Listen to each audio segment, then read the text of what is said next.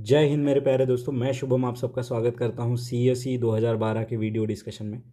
तो अभी हम लोग यहां पे क्वेश्चन नंबर 21 से स्टार्ट करते हैं। ठीक है, देखिए यहां पे 4 स्टेटमेंट है। ठीक है, क्वेश्चन नंबर 21। ठीक है, अब क्या कहना चाह रहा है, देखिए फोर्थ से पढ़ना स्टार्ट करते हैं।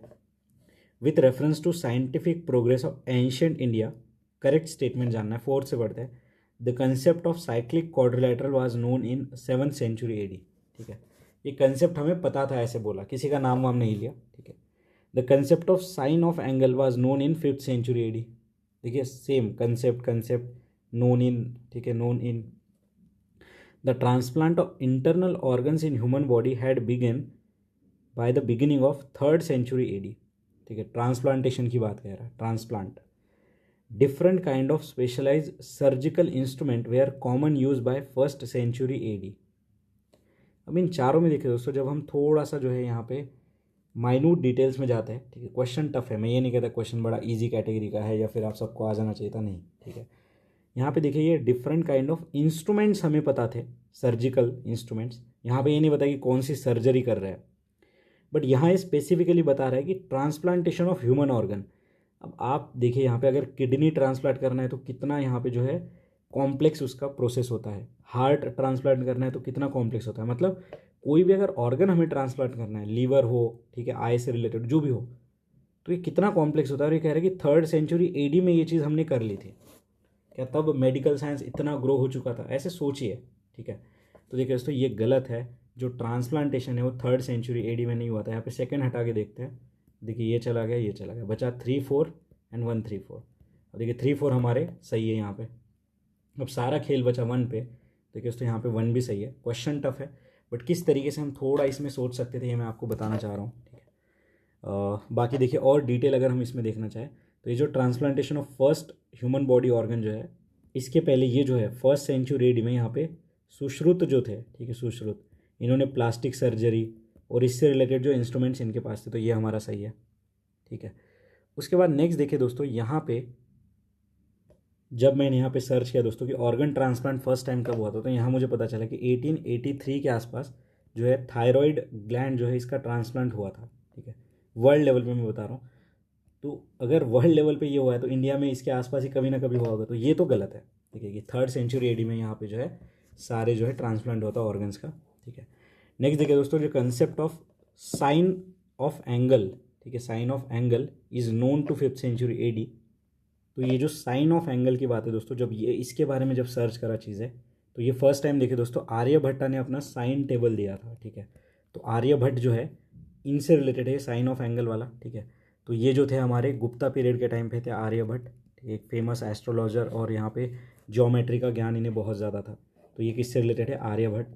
फिर देखिए कंसेप्ट ऑफ साइक्लिक क्वाड्रिलैटरल। ठीक है, कंसेप्ट ऑफ साइक्लिक क्वाड्रिलैटरल ये जब मैंने सर्च किया था तो यहाँ पे ब्रह्मगुप्ता जो कि एक मैथमेटिशियन थे, इनका नाम यहाँ पे आया है। ठीक है, ब्रह्मगुप्ता। ठीक है, तो यहाँ पे आंसर है हमारा करेक्ट वाला जो है वो है 1, 3 एंड 4।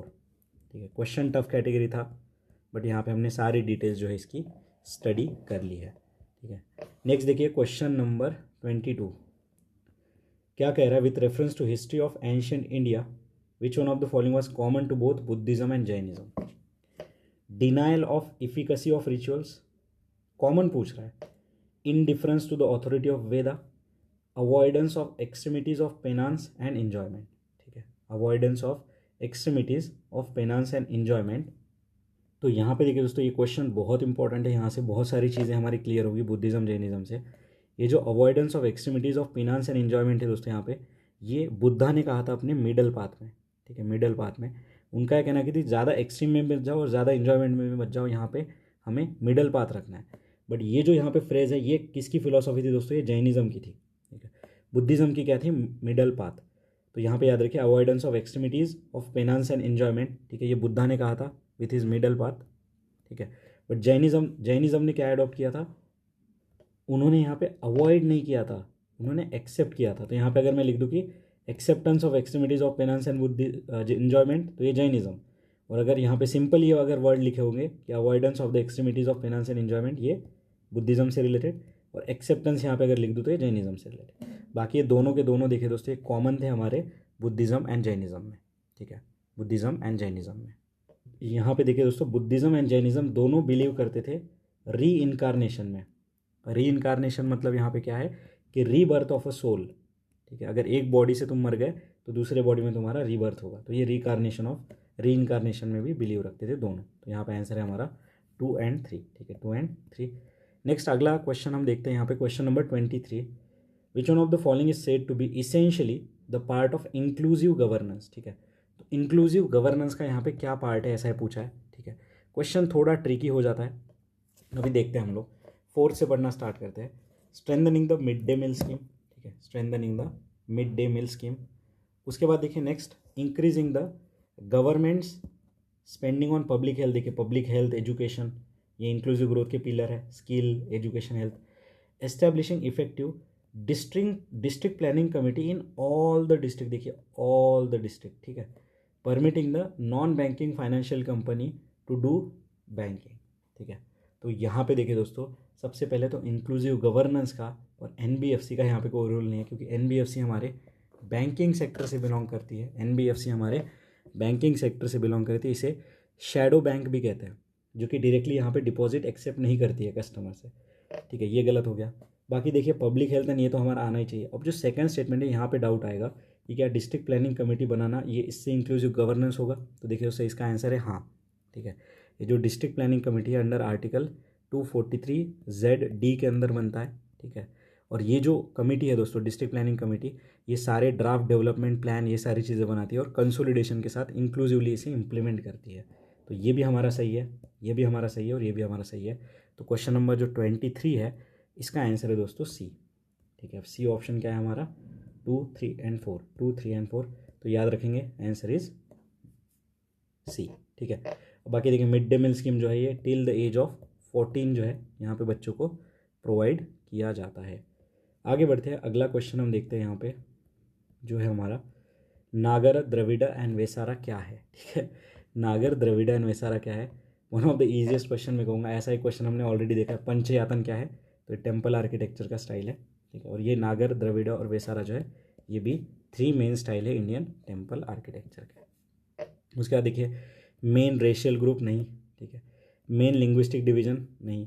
3 म्यूजिकल घरानास ना, ठीक है। तो ये क्या है हमारे main style of temple architecture. तो यहाँ पे देखिए दोस्तों थोड़ा याद रखेंगे नागर द्रविड़ा एंड इनके बारे में। देखिए नागर जो टेम्पल आर्किटेक्चर होता है दोस्तों, यहाँ पे जो इसका जो पिरामिड होता है, ठीक है, जो शिखर होता है, शिखर जो ऊपर वाला हमारा, जैसे ये टेम्पल का है गर्भगृह, और ये जो ऊपर वाली चीज़ होती है, ठीक है, जिसे शिखर कहते हैं, ये हमारा होता है दोस्तों कर्वीलिनियर, ठीक है, नागर स्टाइल में। द्रविड़ा में ये क्या होता है दोस्तों, द्रविड़ा में देखिए इसे विमान कहते हैं, और ये होता है हमारा पिरामिडल। पिरामिडल यानी कि ये इस तरीके से ऐसे, ठीक है। तो ये पिरामिडल होता है, ठीक है। तो ये थोड़ा याद रखेंगे। बाकी देखिए जो द्रविड़ा वाला होता है, यहाँ पे वाटर टैंक रहता है, ठीक है। बाउंड्री वॉल्स होती है, क्लोज कंपाउंड वॉल होता है। तो ये कुछ यहाँ पे जो है इंपॉर्टेंट फीचर्स है। द्रविड़ा में अगर हम देखेंगे तो यहाँ पे जो मदुराई के टेम्पल है, ठीक है, मीनाक्षी अम्मा टेम्पल ऑफ मदुराई, ठीक है, ये इसके एग्जाम्पल है। नागर में अगर हम एग्जाम्पल देखना चाहें तो यहाँ पे जो लिंगराज टेम्पल है दोस्तों, लिंगराज टेम्पल भुवनेश्वर वाला, ये हमने ऑप्शन में भी देखा था एक, ठीक है। उसके बाद देखिए दोस्तों जो वेसार स्टाइल है यहाँ पे हमारा जो थर्ड है, ये देखिए दोस्तों कॉम्बिनेशन था नागर एंड द्रविड़ा के दोनों के कैरेक्टरिस्टिक्स का। ये जो वेसारा स्टाइल है दोस्तों, ये चालुक्यास और होशालास जो थे हमारे, ठीक है, होशालास, इनके टाइम पे फेमस हुआ था, चालुक्य एंड होशालास। तो याद रखेंगे, ओके। नेक्स्ट देखिए अगला क्वेश्चन हम देखते हैं, यहाँ पे आंसर है हमारा सी। क्वेश्चन नंबर 25, कांग्रेस मिनिस्ट्री ने रिज़ाइन क्यों किया था अपने 7 मिनिस्ट्रीज से, ठीक है। ये ऑलरेडी क्वेश्चन हम कवर कर चुके हैं। कहाँ पे हमने एक क्वेश्चन देखा था जहाँ पे जिसके ऑप्शन में ये चीज़ मेंशन थी कि कांग्रेस मिनिस्ट्री ने रिज़ाइन किया था 1939 में। क्यों? क्योंकि इंडिया को पार्टी बनाया गया था वर्ल्ड वॉर 2 में विदाउट कंसल्टेशन विद आईएनसी या फिर इंडियन जो भी लोग थे यहाँ पे मेन, तो इंडिया को विदाउट कंसल्टेशन यहाँ पे पार्टी बना दिया गया वर्ल्ड वॉर 2 में। तो देखिए Congress could not form ministries नहीं, emergence of left wing in the Congress नहीं, वाइड स्प्रेड कम्युनल डिस्टर्बेंस नहीं। तो कांग्रेस मिनिस्ट्री ने रिज़ाइन क्यों किया था, यहाँ पे आंसर क्या है, नन ऑफ द अबव। क्योंकि इसका रीज़न क्या था कि बिना इंडियंस के कंसल्टेशन के यहाँ पे इंडिया को वर्ल्ड वॉर 2 में यहाँ पे घसीट लिया गया था, ठीक है।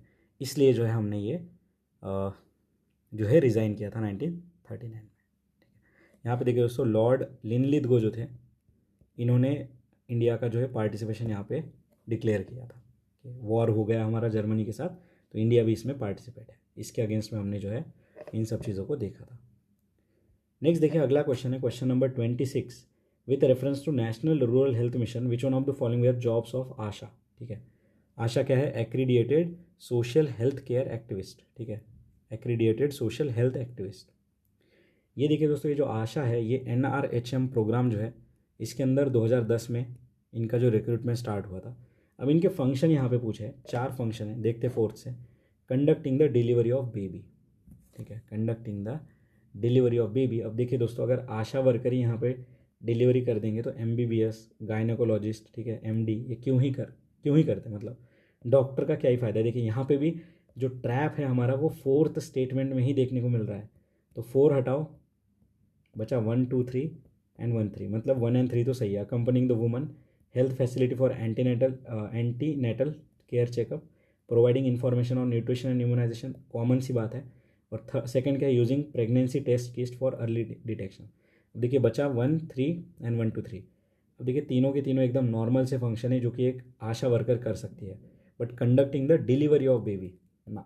देखिए तो ये ट्रैप समझिए आप, कैसे एग्जामिनर यहाँ पे ट्रैप बना रहा है। क्वेश्चन टफ है क्योंकि इतने सारे रोल आशा के कोई याद नहीं रख सकता। ठीक है, कोई याद नहीं रख सकता। तो यहाँ पे देखिए आशा का और क्या क्या वर्क है यहाँ पे, जो प्रेग्नेंट वुमन है इन्हें जो है अवेयरनेस करना कि क्या चीज़ें यहाँ पे करनी है, क्या प्रिकॉशंस लेने हैं, प्लस उनको जो है हॉस्पिटल में जो है ले जाना फॉर इंस्टीट्यूशनल डिलीवरी। तो इन सब में जो है ये हमारे आशा वर्कर्स यहाँ पे हेल्प करते हैं। यहाँ पे हमारा आंसर क्या है दोस्तों? क्वेश्चन नंबर 26 का आंसर है A, 1 2 3 is the correct answer. Next देखिए क्वेश्चन नंबर 27 क्या कह रहा है? Which one of the following were the principal features of government of India 1919। तो ये मोंटागू चेम्सफोर्ड रिफॉर्म जो है इससे रिलेटेड है। बहुत ही बढ़िया क्वेश्चन है। देखिए सबसे पहले तो सेकंड हटा दीजिए, क्यों? Introduction of separate communal electorate for Muslim, ये 1909 के एक्ट से हुआ था, मोरले मिंटो रिफॉर्म से, ना कि मोंटागू चेम्सफोर्ड से। तो बचा क्या? 1 1 एंड 3 क्या कह रहा है? Devolution of legislative authority by centre to the province. सही बात है, यहाँ पे डिवोल्यूशन हुआ था। And introduction of dyarchy. Dyarchy क्या है? हमने देखा था 2 सब्जेक्ट होंगे इसमें, एक ट्रांसफर्ड एंड एक रिजर्व। और इससे रिलेटेड क्वेश्चन हमने कहाँ देखा था? 2022 के प्रीलिम्स में। तो देखिए कैसा इंटरलिंकेज है। यहाँ पे आंसर है हमारा 1 एंड 3। ठीक है, तो देखिए ये जो क्वेश्चन है गवर्नमेंट ऑफ इंडिया एक्ट वाला, यहाँ पे आंसर है हमारा 1 एंड 3। ठीक है, तो डायरकी यहाँ पे लाई गई थी। और ट्रांसफर्ड सब्जेक्ट और रिजर्व सब्जेक्ट में कौन से सब्जेक्ट होते हैं ये ऑलरेडी हमने कवर किया है। देखिए दोस्तों, जो ट्रांसफर्ड लिस्ट थी जो कि प्रोविंसेस को दिया गया था, इसमें एग्रीकल्चर, ठीक है, लोकल गवर्नमेंट, हेल्थ, एजुकेशन, ये सारी चीज़ें आ गई थी। ठीक है, और जो रिजर्व था जिसमें गवर्नर जनरल ही सारी चीज़ें देखेगा, वॉइस रॉय सारी चीज़ें देखेगा, वो कौन सा था? जो इंपॉर्टेंट थे, जैसे कि डिफेंस हो गया, फॉरेन अफेयर्स हो गया, कम्युनिकेशन हो गया, ठीक है, पुलिस हो गया। ठीक है, ये चीज़ें जो है रिजर्व सब्जेक्ट में लाई गई थी। तो यहाँ पे आंसर क्या आ गया दोस्तों? हमारा 1 एंड 3 इज़ द करेक्ट। अगला क्वेश्चन देखते हैं दोस्तों, यहाँ पे क्वेश्चन नंबर 27 क्या कहना चाह रहा है ये? During Indian freedom struggle the national. Next देखिए दोस्तों, अगला क्वेश्चन है यहाँ पे, during the Indian freedom struggle the national social conference was form, what was the reason for its formation. अब देखिए नेशनल सोशल कॉन्फ्रेंस डायरेक्टली हम अभी हमारे स्पेक्ट्रम में पढ़ते हैं। ठीक है, 2012 का क्वेश्चन है। ठीक है, अभी प्रेजेंट है हमारे, ठीक है, किताबों में। देखिए दोस्तों, ये जो नेशनल सोशल कॉन्फ्रेंस था ये 1887 में बनाया गया था, MG रानडे और रघुनाथ राव। ठीक है, रानडे और रघुनाथ राव जी के द्वारा। ठीक है, याद रखिएगा ये 2 चीज़ें, MG रानडे एंड रघुनाथ राव। अभी किस लिए बनाया गया था? हम ऑप्शंस पढ़ते हैं, डी ऑप्शन पढ़ते हैं सबसे पहले। None of the statement ABC given below is correct, पढ़ना पड़ेगा ऊपर का। सी क्या कह रहा है? Behramji Malabari and MG Ranade decided to bring all the social reform groups of the country under one organisation. All, पूरे कंट्री की बात कह रहे हैं। उस टाइम पे थोड़ी व्हाट्सएप और सोशल मीडिया था कि सबको एक साथ मैसेज जाएगा। फिर देखिए INC did not want to include social reform in its deliberation and decide to form a separate body for such a purpose. और ए देखिए क्या कह रहा है? Different social religious reform organisation of Bengal region united to form a single body to discuss the issue, larger interest to prepare appropriate petition and representation to government. अब देखिए MG Ranade Maharashtra के आसपास के हैं, बंगाल की बात कह रहा है, हटा दीजिए। बहराम जी माला, ये ऑल द सोशल रिफॉर्म हटा दीजिए, बचा क्या? बी। और ये मोस्ट सेंसिबल यहाँ पे एक्सप्लेनेशन है दोस्तों कि नेशनल सोशल कॉन्फ्रेंस जो है वो आईएनसी जो है यहाँ पे नहीं डिस्कस करना चाहती थी सोशल रिफॉर्म्स को, ठीक है, जिससे क्या हो जाता, थोड़ा आइडियोलॉजी में बंटवारा हो जाता, इसलिए इन्होंने अलग से ही नेशनल सोशल कॉन्फ्रेंस बना दी 1887 में एमजी रानडे और हमारे रघुनाथ राव जी के अंडर में, ठीक है। नेक्स्ट देखिए यहाँ पे ये जो नाम है दोस्तों ये बहुत इंपॉर्टेंट है, बहराम जी मालाबारी। इनका देखिए एक बहुत ही क्रूशियल रोल था एज ऑफ कंसेंट बिल लाने में, ठीक है। एज ऑफ कंसेंट बिल क्या है, तो ये जो मैरिज की एज है इससे रिलेटेड है एज ऑफ कंसेंट बिल। और इनका देखिए एक आउटलेट भी हुआ करता था इंडियन स्पेक्टेटर, ठीक है, मैगजीन जर्नल आउटलेट जो भी हो, तो याद रखें इंडियन स्पेक्टेटर कौन लिखते थे, बहराम जी मालाबारी। और एज ऑफ कंसेंट से रिलेटेड इनका बहुत ही क्रूशियल रोल है, ये डायरेक्टली हमें CDS CAPF में मल्टीपल टाइम्स ये क्वेश्चन देखने को मिलेगा, ठीक है। तो देखिए जो क्वेश्चन नंबर 28 है हमारा आंसर है इसका बी। अगला क्वेश्चन हम देखते हैं, which one of the following parties were establish by doctor BR Ambedkar. बहुत अमेजिंग क्वेश्चन है, बहुत सारी चीज़ें समझेंगे यहाँ पे हमें। देखिए दोस्तों यहाँ पे इंडिपेंडेंस लेबर पार्टी, ठीक है, all India schedule caste federation, ये दो जो है ये बाबा साहेब अम्बेडकर ने बनाई थी। फर्स्ट जो है यहाँ पे peasants and workers party of India, ये देखिए दोस्तों 1947 के आसपास बनी थी महाराष्ट्र में, और इसके फाउंडर थे तुलसीदास जाधव, ठीक है, तुलसीदास जाधव इसके फाउंडर थे, जितना मैंने विकीपीडिया पे देखा है आपको बताया, ठीक है। अभी देखिए BR Ambedkar all India schedule caste federation 1942 में इन्होंने बनाई थी, किसके लिए, तो जो शेड्यूल कास्ट है उनके राइट्स से रिलेटेड यहाँ पे चीज़ें करने के लिए, ठीक है। नेक्स्ट देखिए यहाँ पे जो अगला है हमारा इंडिपेंडेंट लेबर पार्टी, तो ये लेबर राइट्स इन सबसे रिलेटेड जो है BR अम्बेडकर जी ने बनाई थी। और एक पार्टी थी देखिए दोस्तों इन्होंने बनाई थी BR अम्बेडकर जी ने, Republican party of India RPI, Republican party of India, all India schedule caste federation and independent labour party is associated with BR Ambedkar. Peasants and worker party यहाँ पे एसोसिएटेड नहीं थी। आंसर है हमारा यहाँ पे 2 और 3। नेक्स्ट देखिए अगला क्वेश्चन हम देखते हैं, which of the following special powers have been conferred on Rajya Sabha by constitution of India, ठीक है। तो कॉन्स्टिट्यूशन ऑफ इंडिया से कौन से यहाँ पे जो है स्पेशल पावर दिए गए हैं राज्यसभा को, ठीक है। अब देखिए स्पेशल पावर हमने ऑलरेडी यहाँ पे PYQs में देख रखे हैं, क्या थी देखिए, अगर स्टेट लिस्ट में अगर कोई चीज़ है तो इसके ऊपर अगर पार्लियामेंट को कोई लॉ बनाना है तो ये राज्यसभा के थ्रू आएगा, और राज्यसभा देखिए 2/3 प्रेजेंट एंड वोटिंग वाली जो स्पेशल मेजोरिटी वाला प्रोविजन है यहाँ पे यूज़ करेगा, अगर स्टेट लिस्ट से कोई भी आर्टिकल अगर उन्हें उसके ऊपर अगर लॉ बनाना है तो। और ये जो लॉ बनेगा ये राज्यसभा की स्पेशल पावर से ये 1 ईयर तक यहाँ पे जो है पावर में रहेगा, ये हमने ऑलरेडी कवर किया है, ठीक है। अब देखिए to change the existing territory of state and to change the name of state, ये तो देखिए लोकसभा राज्यसभा दोनों कर सकते हो, स्पेशल पावर तो नहीं है यहाँ पे। To pass the resolution empowering the parliament to make a laws in state list and create 1 और मोर ऑल इंडिया सर्विस, तो देखिए ऑल इंडिया सर्विस हमारा आर्टिकल 312, ये देखिए दोस्तों स्पेशल पावर में है। और स्टेट लिस्ट वाली जो बात है ये देखिए आर्टिकल 249 में, याद रख लीजिएगा, स्टेट लिस्ट के ऊपर कायदा बनाने की पावर 249, ऑल इंडिया सर्विस वाला 312, ठीक है। फिर देखिए amend the election procedure of president and determine the pension of president after his retirement, नहीं, this is not a special power. और डी क्या है, determining the function of election commission, नहीं, ये भी कोई स्पेशल पावर यहाँ पे नहीं है, साथ में मिलकर चलता है, तो यहाँ पे आंसर है हमारा बी, ठीक है। जो आर्टिकल भी हमने देख लिया 249 स्टेट लिस्ट वाला और 312 जो कि ऑल इंडिया सर्विस वाला था। नेक्स्ट देखिए अगला क्वेश्चन हम देखते हैं यहाँ पे, जो हमारा question number 31, how does the national rural livelihood mission seeks to improve the livelihood options of rural poor. तो क्या कह रहा है यहाँ पे, लाइवलीहुड मिशन है। सबसे पहले तो याद रख लीजिए ये जो नेशनल रूरल लाइवलीहुड मिशन है दोस्तों ये मिनिस्ट्री ऑफ रूरल डेवलपमेंट के अंदर आता है, और यहाँ पे देखिए दोस्तों 2011 में स्टार्ट हुआ था, बहुत पुराना है, देखिए 2011 में स्टार्ट हुआ था। और यहाँ पे सेल्फ हेल्प ग्रुप बना के लोगों को जो है उनको प्रोडक्टिव एक्टिविटी में लाके उनका लाइवलीहुड जो है यहाँ पे बढ़ाना था, इनकम यहाँ पे बढ़ाना था, तो जो है ये था हमारा national rural livelihood mission. Third से पढ़ते हैं, by supplying seed fertiliser diesel pump set micro irrigation equipment free. हटाओ यार, क्या ही बात कह रहा है, इतना सब कुछ फ्री दे दोगे क्या, फिर तो फार्मिंग ही सबसे बेस्ट ऑप्शन है, क्योंकि इन्वेस्टमेंट तो सारा गवर्नमेंट कर रहा है और जो आउटपुट होगा वो हमारा होगा। Simple thinking.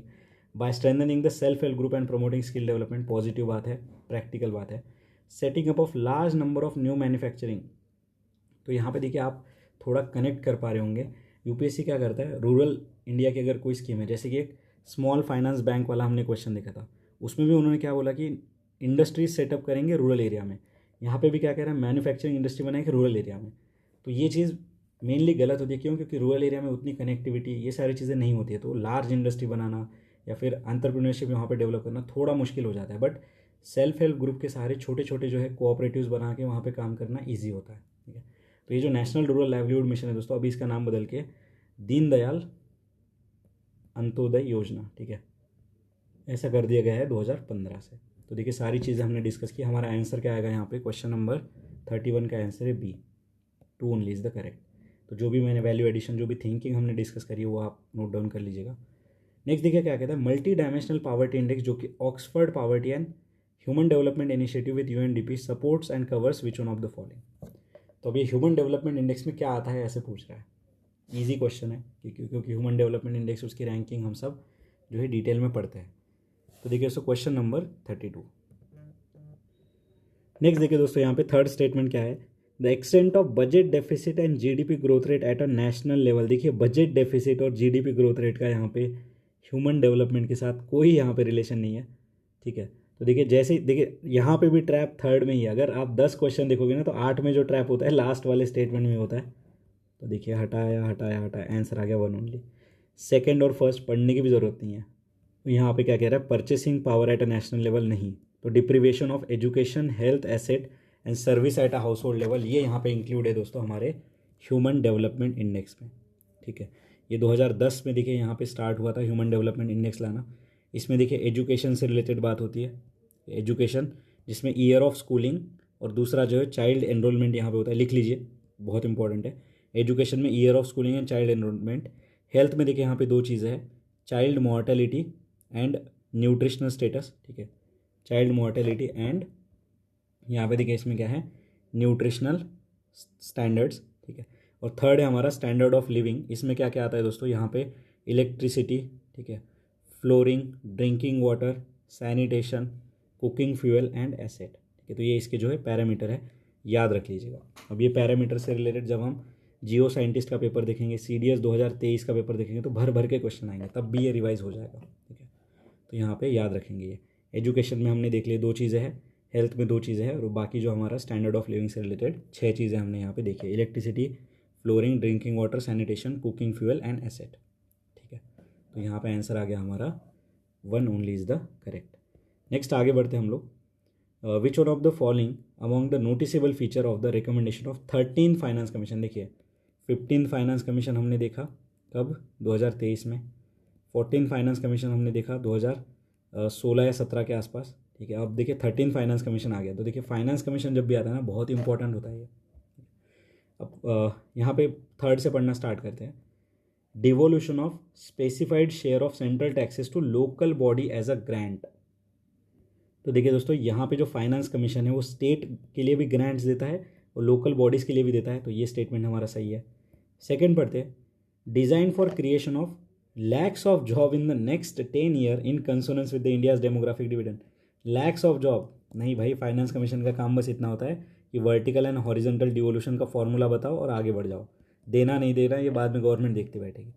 फर्स्ट देखिए, a design for GST and compensation package link to the adherence of the proposal design. ठीक है, तो देखिए दोस्तों उस टाइम पे GST से रिलेटेड जो है यहाँ पे चीज़ें बहुत ज़्यादा चल रही थी कि GST लाना चाहिए नहीं लाना चाहिए, तो ये भी जो है इससे रिलेटेड उन्होंने रिकमेंडेशन दिए थे।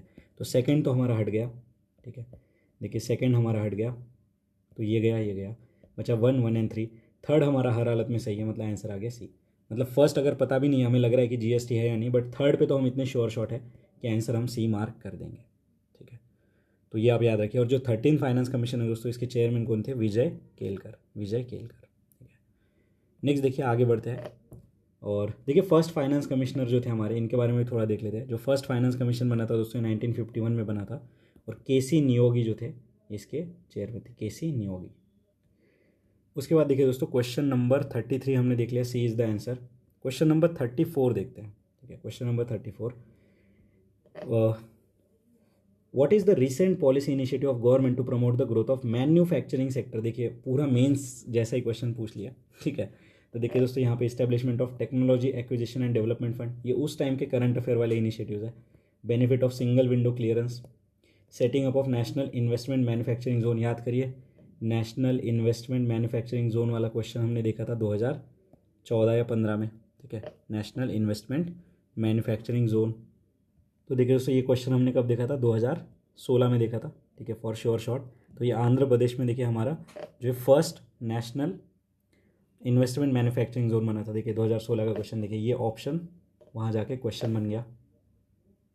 तो यहाँ पे देखिए दोस्तों तीनों के तीनों इनिशिएटिव जो है ये मैन्युफैक्चरिंग सेक्टर को बढ़ावा देने के लिए लाए गए थे उस टाइम पे, ठीक है। तो ये technology acquisition development fund, single window clearance, ये सारी चीज़ें जो है हमारे इसमें। अब देखिए ये तीनों चीज़ें आप ज़रूर यहाँ पे याद रखिए, रट लीजिए। क्यों? क्योंकि GS3 में जब भी मैन्युफैक्चरिंग सेक्टर से रिलेटेड क्वेश्चन आता है ना, तो वहाँ पर हम इसे लिख सकते हैं, ठीक है। अब देखिए दोस्तों ऐसी एक नेशनल मैन्युफैक्चरिंग पॉलिसी आई थी हमारी 2011 के आसपास। उन्होंने कहा था कि 25% जो GDP है, टारगेट था उनका कि वो हम मैन्युफैक्चरिंग से लाएंगे, 25% GDP का कॉन्ट्रीब्यूशन, ठीक है। अगला क्वेश्चन देखते हैं, तो यहाँ पे आंसर है हमारा 1 2 3। अगला क्वेश्चन है question number 35। Which one of the following is the method of parliamentary control over public finance in India. देखिए parliamentary control over public finance in India, 5 statement है, भर भर के इन्फॉर्मेशन है, ठीक है। देखते हैं, 5th से पढ़ना स्टार्ट करते हैं। क्वेश्चन क्या है कि parliamentary control over public finance, introduction of finance bill in the parliament. अब देखिए फाइनेंस बिल आर्टिकल 117, सही बात है, ये एक तरीके से कंट्रोल है। फाइनेंस बिल में बताया जाता है कि कितना पैसा, जो इनकम साइड होता है गवर्नमेंट का, ये यहाँ पे होता है कि कितना टैक्स लगेगा, ये सारी चीज़ें। फिर 4th क्या कह रहा है, पीरियोडिक और at least mid year review of programme of government against the micro economic forecast expenditure by parliamentary budget office, ठीक है। देखिए दोस्तों आपने पूरी लक्ष्मीकांत पढ़ ली होगी, पूरा कॉन्स्टिट्यूशन पढ़ लिया होगा, बट आपने ऐसा पढ़ा कि इंडिया में पार्लियामेंट्री बजट ऑफिस है। तो देखिए दोस्तों यहाँ पे जो ये 4th स्टेटमेंट है ना, ये पार्लियामेंट्री बजट ऑफिस, ये नहीं है, ठीक है। हमारे इंडिया में एस्टिमेट कमेटी है जो इन सब चीज़ों को देखती है कि कितना जो है यहाँ पे पैसा लगेगा, ये सारी चीज़ें, ठीक है। बट ये पार्लियामेंट्री बजट ऑफिस नहीं है। और जो चीज़ नहीं है, ठीक है, हमने पढ़ रखा है, भरोसा रखिए कि पार्लियामेंट्री बजट ऑफिस तो मैंने सुना ही नहीं है, ठीक है। तो ये गलत है दोस्तों, यहाँ पे एस्टिमेट कमेटी है हमारे पास, बट पार्लियामेंट्री बजट ऑफिस ऐसा कोई चीज़ नहीं है, ठीक है। बट ये पार्लियामेंट्री बजट ऑफिस जैसा बॉडी बनाने की रिकमेंडेशन NCRWC ने दे रखी है, ठीक है। तो ये हमारा गलत हो गया। फिर देखिए जैसे ही 4 गलत हुआ, चलिए ऑप्शन हटा के देखते हैं, ये गया, ये गया, ये गया, बचा क्या 1 2 3 5, ठीक है। मतलब 1 2 3 हमारे तीनों सही है। Placing annual financial statement before parliament 112, और ये किसके कहने से होता है, प्रेसिडेंट ऑफ इंडिया के। याद रखिए हमने क्वेश्चन भी देखा था। Withdraw of money from consolidated fund of India only after passing the appropriation bill. Consolidated fund of India हमारा 266 आर्टिकल, ठीक है, 266 आर्टिकल के अंदर आता है। अप्रोप्रिएशन बिल हमारा कौन से आर्टिकल में आता है दोस्तों, आर्टिकल 114 के अंदर। Provision for supplementary grant and vote on account. तो ये तीनों जो है 1 2 3 एंड 5 ये हमारे पार्लियामेंट्री कंट्रोल है ऑन पब्लिक फाइनेंस, ठीक है। तो आई होप आपको ये सारा वैल्यू एडिशन यहाँ पे समझ आ चुका होगा। नेक्स्ट देखिए, Mahatma Gandhi undertook fast unto death in 1932 किस लिए, ठीक है। तो ये देखिए दोस्तों, ये था रैमसे मैकडोनाल्ड ने जो अनाउंस किया था कम्युनल अवार्ड, इसे ख़त्म करने के लिए। इससे क्या हो रहा था दोस्तों, यहाँ पे जो है सेपरेट इलेक्टोरेट देने की बात करी थी दोस्तों। सेपरेट इलेक्टोरेट किसे देने की बात करी थी, मुस्लिम्स को, बुद्धिस्ट को, सिख्स को, ठीक है, Christian, Anglo Indian and depress class, ठीक है, जो अनटचेबिलिटी के एक्सप्लॉयटेशन जिनके ऊपर हुए थे, ठीक है, जो डिप्रेस क्लास थे, जिन्हें डॉक्टर BR अम्बेडकर जो है रिप्रेजेंट कर रहे थे, ठीक है। तो यहाँ पे देखिए ये रैमसे मैकडोनाल्ड ने जैसे कम्युनल अवार्ड लिया, अनाउंस किया, तो गांधी जी ने यहाँ पे फास्ट किया टू प्रोटेक्ट। उनका यह कहना था कि इससे जो है इंडियन सोसाइटी में डिवीज़न आ जाएंगे, ठीक है, इससे इंडियन सोसाइटी में बहुत ज़्यादा डिवीज़न आ जाएंगे, और जो इक्वेलिटी हम लाना चाहते थे वो नहीं आएगा, क्योंकि यहाँ पे सोसाइटी डिवाइड हो जाएगी, ठीक है। तो ये गांधी जी का स्टांस था। तो यहाँ पे देखिए क्यों उन्होंने फास्ट अनटू डेथ किया था, ये, ठीक है, 1932 में। फिर देखिए round table conference fail to satisfy Indian political aspiration, Muslim League had a difference of opinion, नहीं, नन ऑफ द अबव, नहीं, ठीक है। तो यहाँ पे आंसर है हमारा सी।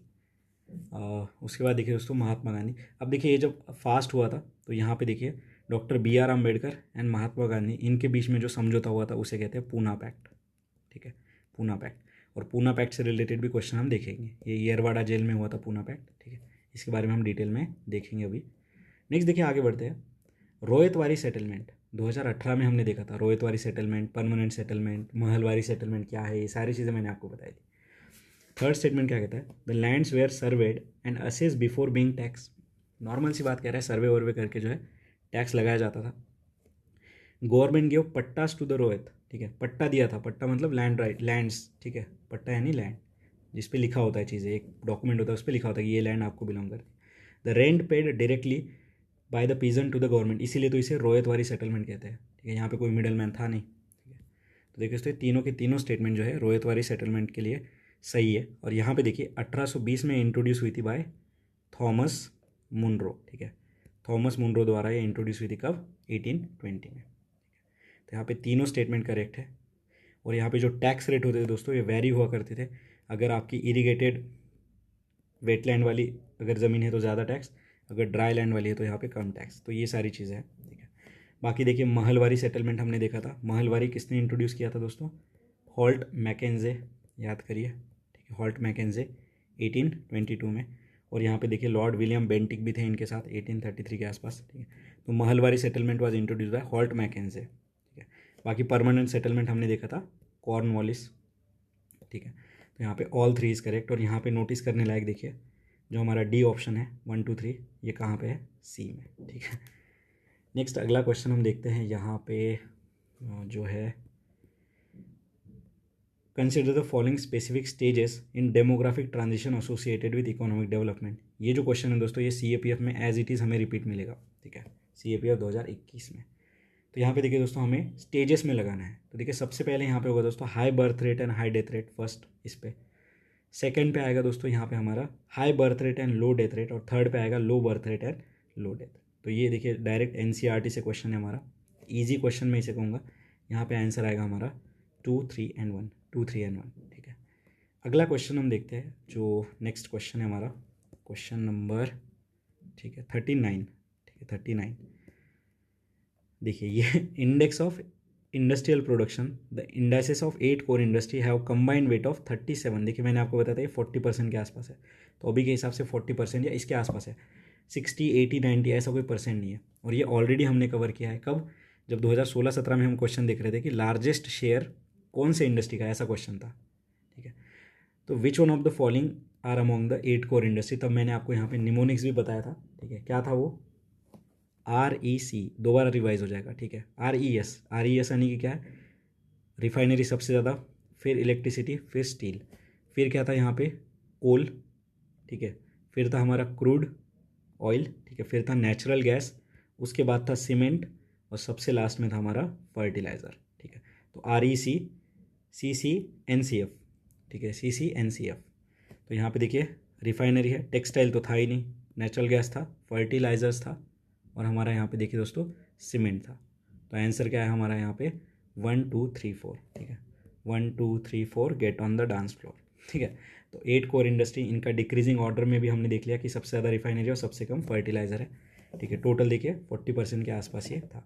और कौन देता है दोस्तों ये 8 कोर इंडस्ट्री का इंडेक्स? देखिए रिवाइज हो गया, ऑफिस ऑफ इकोनॉमिक एडवाइजर, जो कि DPIIT के अंदर आता है, हमारे मिनिस्ट्री ऑफ कॉमर्स के। तो क्वेश्चन नंबर 39 हमारा आंसर है सी।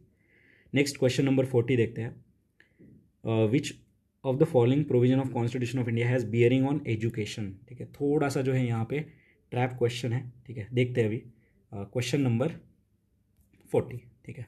क्वेश्चन नंबर 40 की बात कर रहे हैं, ठीक है। तो यहाँ पे देखिए 7th शेड्यूल, फिर है यहाँ पे 6th शेड्यूल, फिर यहाँ पे 5th schedule, rural and urban local body and DPSP, ठीक है। Rural and urban local body and DPSP।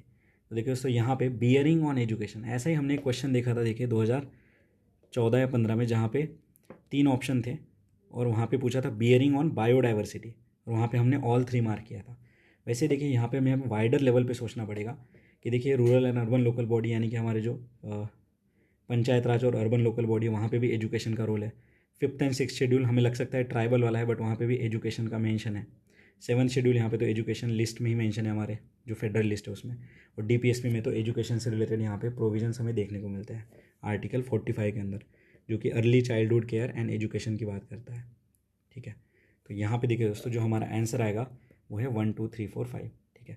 बहुत सारे एस्पिरेंट यहाँ पे कंफ्यूज हो जाएंगे कि 1 2 and 5 यहाँ पे आंसर हो सकता है, बट एज़ पर ऑफिशियल की, ठीक है, यहाँ पे बियरिंग ऑन एजुकेशन की बात है, तो हमें मोस्ट इंक्लूसिव तरीके से यहाँ पे जो है सोचना पड़ेगा, ठीक है। अब देखिए जो हमारा शेड्यूल 11 and 12 है, इसमें भी एजुकेशन की बात आती है, ठीक है। 5th शेड्यूल में भी देखिए यहाँ पे जो ट्राइबल कम्युनिटीज़ के एजुकेशन से रिलेटेड बात आती है, एजुकेशन एंड इकोनॉमिक एडवांसमेंट की बात आती है, to provide social justice to them, ठीक है। तो ये चीज़ें जो है हमारी ऑलरेडी इन शेड्यूल्स में आती है, ठीक है, for welfare and social justice. ठीक है, और बाकी देखिए दोस्तों 7th शेड्यूल में भी हमें पता है कि जो हमारा एजुकेशन वाला जो चीज़ है वो कौन सी लिस्ट में आता है दोस्तों, कॉन्करेंट लिस्ट में आता है। ठीक है, ये 42nd अमेंडमेंट एक्ट से जो है इसे स्टेट लिस्ट से उठा के कॉन्करेंट लिस्ट में डाला गया था। तो आंसर आ गया हमारा यहाँ पे D, none all of the above. अभी नेक्स्ट क्वेश्चन हम अगले वीडियो में देखेंगे। ओके, अब थोड़ी तबीयत ख़राब है इसलिए थोड़ा स्लो चल रहा है। अभी थोड़ा और जो है स्पीड यहाँ पे बढ़ाएंगे। धन्यवाद।